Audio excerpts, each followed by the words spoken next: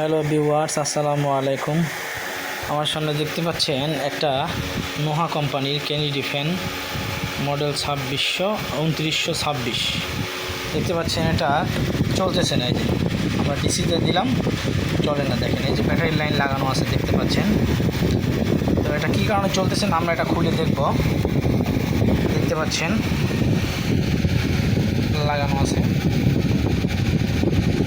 এটা কী কারণে চলতেছে না এটা দেখব, আপনারা দেখতে থাকুন। দেখতে পাচ্ছেন আমরা সার্কিটটা খুলে ফেলছি। এখন থিনার দিয়ে সুইচটা ওয়াশ করে দেব। সুইচটা ওয়াশ করলে আমাদের ঠিক হয়ে যাবে।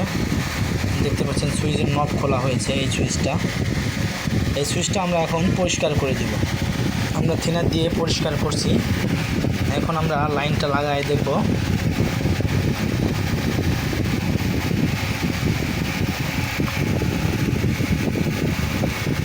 জ্যাকটা ভালো মতো লাগাতে হবে, না হলে লুজ কানেকশন হবে।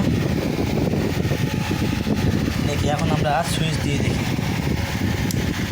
দেখতে পাচ্ছেন এই যে ফ্যানটা ঘুরতেছে, এই বন্ধ করলাম, বন্ধ।